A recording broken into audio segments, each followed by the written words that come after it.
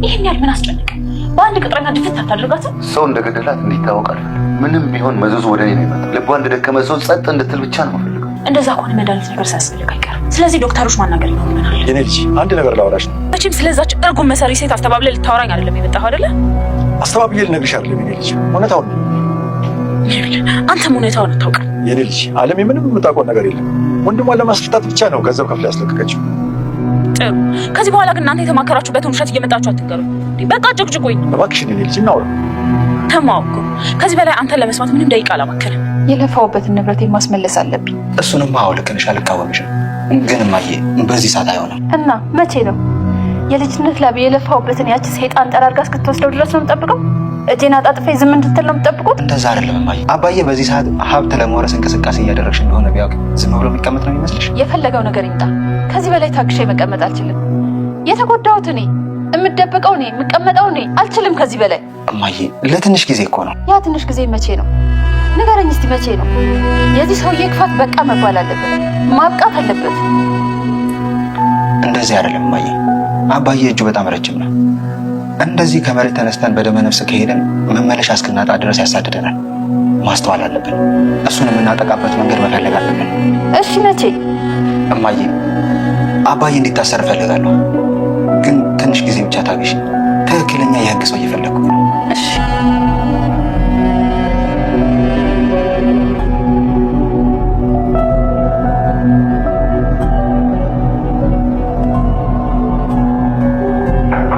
ማነው? መጣሁ።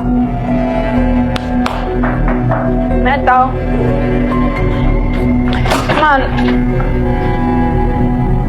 ከወራት ቆይታ በኋላ ተመስገን ወደ አቶ ገዙ ቤት ተከስቷል። ትሁት ወደ ያለችበት ተመስገንን ለማምለጥ ነበረ ከዚህ በፊት ከነካሌ ቤት ወይም ከአባባ ቤት ወጣ ወደ አቶ ገዙ ቤት አዲስ ስራ ቦታ የቀየረችው።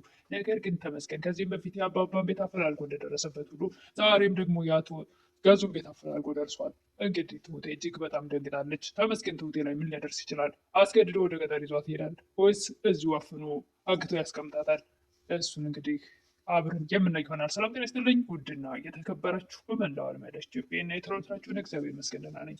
ትሁት ድራማ ክፍል 114ን አብረን እናያለን። የባለፈው ክፍል አቶ ገዙና ቤቲ ሻይ ቡና እያሉ ካፌ ቁጭ ባሉበት የሰፈር አብሮ አድጌ የምትለው ወጣት ወይም የእህቷ ጓደኛ ቤቢ የሚሉት መቶ ቤቲም ሲጨብጣት ማነው እሱ ብሎ አቶ ገዙ ሲያፈጥ ልጁም የቤቲ የሚል ቃል ሲዋጣ ቤቲ አብሮ አደጌ የሰፈር ልጅ ነው ስትል፣ ነገር ግን ልጁም ደነገጠ። እኔም ገዙ ባላለሁ የቤቲ ባለቤት ሲል ባለቤት ብሎ ልጁ ሲደነግጥ ቀጣዩ ክፍል ነው። በነገራችን ላይ መደንገጡም ሆነ ባለቤት የሚለው በእርግጥ በሰዓቱ ብሎታል። እናም ደንግጦ ሲቆም ምን ወደ ደነገጥክ እያሉ ነበር አቶ ገዙ። ወዲያውኑም እናንተ ተጫወቱ ብሎ ሲመለስ ልጁም ምክንያቱም ባላለኝ ብላም አላወራችም ምን ገርሞትና ደንቆት ስለነበረ ለምን ደነገጠ ቆይ ላስረዳው ብላ ቤቲ ስትነሳ አቶ ገዙ ምንሽ ነው? ማን ነው? ምንድን ነው? ከጀርባ የተጫወች ከሞከርሽ እንግዲህ ስጋሽን ዛል የነፍስሽን ከዘይታን ጋር ነው የማደርገው ሲላት ነበር ገዙ። ነገር ግን የፈለገው ቢላትም ሜዳ ልጁን ምን ማድረግ እንደፈለገች ደግሞ ምን እንደሆነ ለማስረዳት ምክንያቱስ ማስረዳት ሳይሆን ለእህቷ እንዳይነግራት አደራ ብለው እንግዲህ አንድ ሁለት አዋልኝ ስትለው ችግር የለም ለህይወት እንዳልነግራት ነው አይደል አልናገርም በማለት ተለያይተዋል። አባባም ወደ አቶ ገዙ ቤት ሂደው ትሁቴን ስለ አለሜ ጉዳይ እያናገሯት ነበር። አለሜ ከእኔ ቤት ሌላ ቤት ፈልጋለች ትወጣ ነው ሲሏት፣ ትሁቴም እጅግ በጣም ናቴና ትሁቴ አባባና አለሜን ሲያዩ እጅግ በጣም እየተሽኮረሙ ሁለቱን ያሽኮረሙሟቸዋል። አስተያየታቸው ሁላ እጅግ በጣም ያስደስታልም ወይም ያስቃል። አባባና የአለሜ መሽኮርመም ትሁትንና ናትን እጅግ በጣም ያስቃቸዋል። ድሮው የገጠር ኮረዳ መስለው ሁለቱም እንዲህ ሲሽኮረመሙ ናቴን በበኩል ይስቃል በእናቱ ትሁቴን በአባባ ትስቅባቸዋለች እና እነሱም አንገታቸውን አቀርቅረው መሽኮርመማቸውን ቀጥለዋል። ገዙም ልጁ ላስረዳው ብላ ቤቲ ስትል አትሄጂም ብሎ ልብሷን ሁላ አንቆ ይዞ አትሄጂም ብሎ ቢላትም ነገር ግን አልሰማም ሂጅ ማስረዳት አለብኝ በማለት ወደ ልጁ ሂዳ ቤቢ ካፌ ቆይታ ነበር እንዴ በምትለው ሰዓት አይ እኔ ገና መምጣት የነበረ ለምን መጣሁ እኛን ስታይ ነው ሊወጣው ይህ በአካንዱ ለታዋልልኝ ገብቶኛል እባክሽን እንዳልነግራት ነው አይደል አያሳስብሽ አልነግራትም። አለሜን በበኩሏ ናቴን ቤት ፈልግ ብለው ስለነበረ አሁን ቤቱን መፈለግ ተው ስትለው ናቴም እዚህ ጋር ይሽኮረመማል ልክ እንደ ትሁት የአለሜ ልትወጣ ነው ሲሏት አባባ እየሳቀችና እሳቸውን ስታሽኮረመማቸው አንገታቸውን እንዲያቀረቅሩ ስታደርጋቸው ነበር እና አሁን ደግሞ ናቴ በተራው ደግሞ እናቱ ላይ እዛ ሙድ እያዘባት ነው።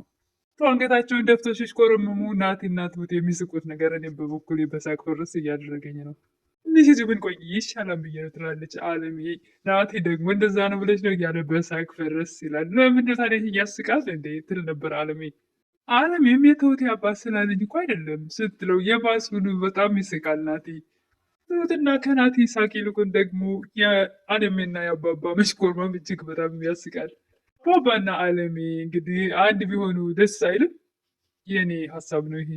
እንግዲህ አባባና አለሜ ነገረ ስራቸው እንደዛ የተፈላለጉ ይመስላሉ እና ሁለቱም አንገት ደፍተው እያቅለሰለሱ አንገታቸውን መሽኮርመም ጀምረዋል እና እንግዲህ ሁለቱም ተፈላልገዋል። እንግዲህ በቀጣይ ሰርጋቸው የነሱ ይሆናል ብለን እናስባለን። የናቲና የትሁት ወደኋላ ቀርቶ እነሱ ይቀርማሉ።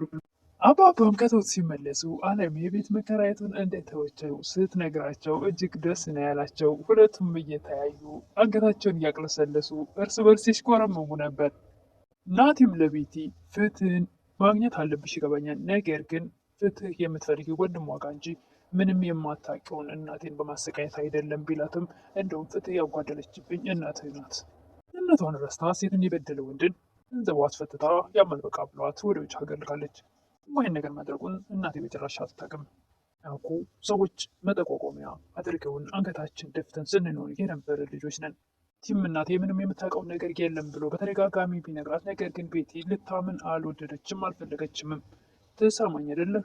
እኔ የምጠይቃት እናት ግን በቁሟ ሳይሆን ሬሳዋን አጋድሜ ነው ያለች ቤቲ ትዝት ነበር። ቤቲም ከናቲ ጋር ተለያይታ ወደ ቤት ስትመጣ እጅግ ተበሳጭታ ትሁት የምን ሆነች ነው? ምንድን የተፈጠረው? ናቲ ውሸቱን ስለ እናቱ ውሸት ወሬ ይዞ መጣ። የውሸት ወሬ ትል ነበረ። የውሸት አይደለም ይመስለኛል።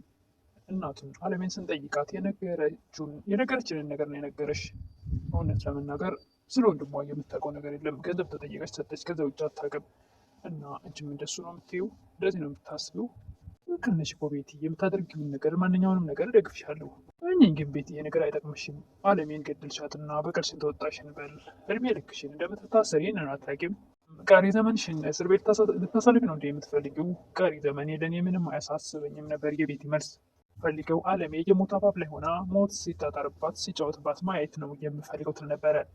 አለሜን እኮ ከዚህም በላይ አድርጋ ብዙ አሰቃይታታለች። አይበቃትም እንደ ቤቲ? አለሜ ምንም ታውቀው ነገር የለም። አንድ ሰው ወንድም ታስሯል በገንዘብ ይፈታል ሲባል ገንዘብ አለመስጠት ይችላል? እንዳይችልም ምን ይስራ የምታውቀው ነገር የለም።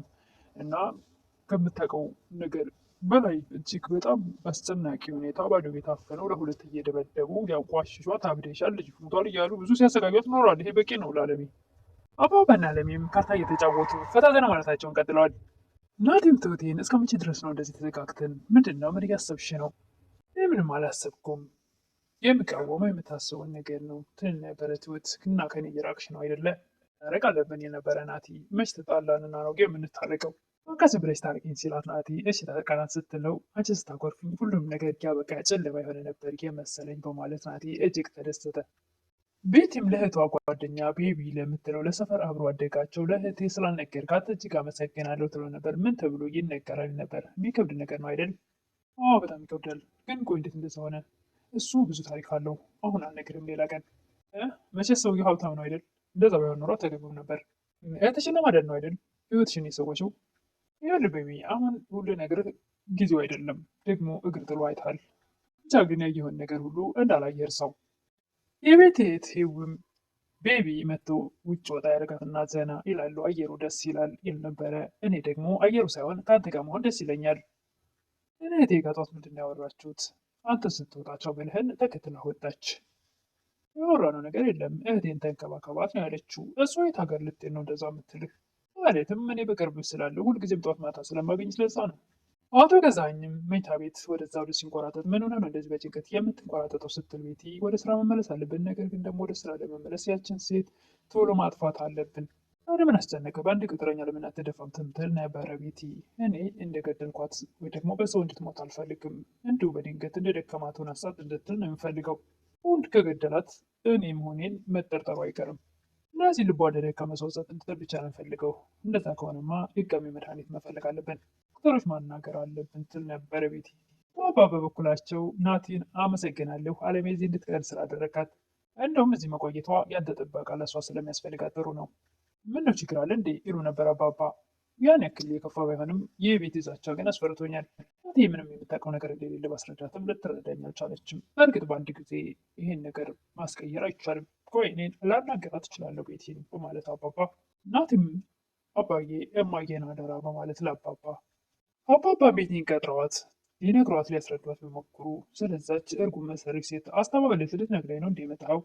አስተባበል አይደለም፣ እውነታውን ነው። አለሜ ምንም የምታውቀው ነገር የለም። እውነታውን እኮ አንተም ልታውቅ አትችልም። እባክሽ የኔ ልጅ ተረጅኝ። አለሜ ምንም የምታውቀው ነገር የለም።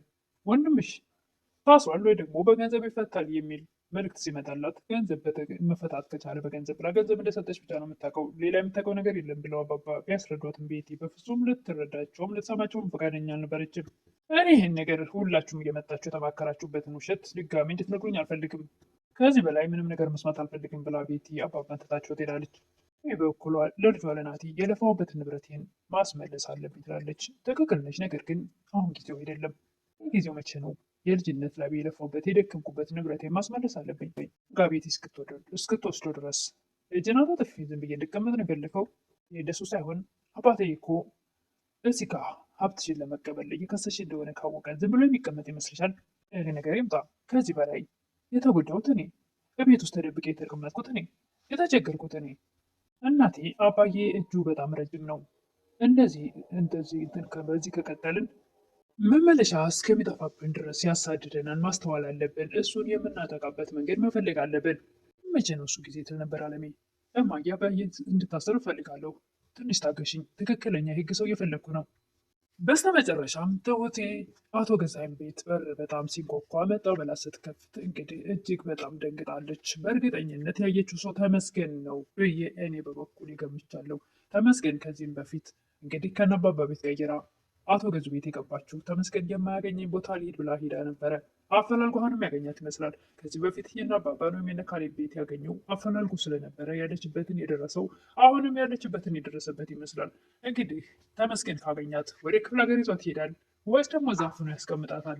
እሱን እንግዲህ በቀጣይ የምናይ ይሆናል። በሩ ሲከፈት እንግዲህ ትሁቴ እጅግ በጣም ደንግጣለች። ቪዲዮ ያለቀው እዚህ ላይ ነው። የዛሬ ትሁት ክፍል 114 ይህን ይመስል ነበር። በቀጣይ እስክንገናኝ መልካም ቆይታ እያልኩኝ አዲሶች ካላችሁ የደወል ምልክቷን ጫን ያደረጋችሁ ቤተሰቡን ላለው ቪዲዮ ደግሞ ስትጀምሩ ላይክ አድርጉ። ላለሁ አመሰግናለሁ ሁላችሁንም።